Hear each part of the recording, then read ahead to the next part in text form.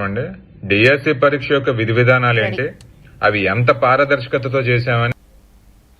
నెల్లూరు జిల్లాలో ప్రభుత్వ సంక్షేమ హాస్టళ్ల అభివృద్ధి కోసం జిల్లా కలెక్టర్ హిమాంశు శుక్ల ప్రత్యేక చొరవతో విద్య వసతి వికాసం కార్యక్రమాన్ని ప్రారంభించారు.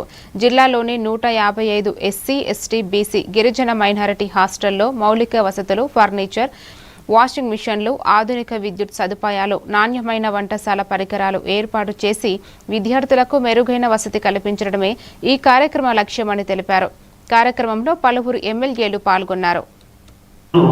బిడ్డలను దూరంగా పెట్టి చదివించుతూ అదేవిధంగా చిగురించేటువంటి వయసులో ఉన్నటువంటి పిల్లలు తల్లిదండ్రుల దూరంగా హాస్టల్లో ఉండి చదువుకుండి ఉన్నతమైనటువంటి విలువలతో ఉన్నతమైన స్థాయికి ఎదగాలని తపన పడుతున్నటువంటి పరిస్థితుల్లో ఈరోజు రాష్ట్ర ప్రభుత్వం ఎన్నో రకాలుగా వారికి చేయూతనిస్తూ ఈరోజు మళ్ళా మన జిల్లాలో వినూత్నమైనటువంటి పద్ధతుల్లో ప్రభుత్వ నిధులు, సిఎస్ఆర్ నిధులతో ఈ రోజున హాస్టల్ అన్నింటినీ కూడా ప్రైవేటు వసతులకి ఎక్కడా కూడా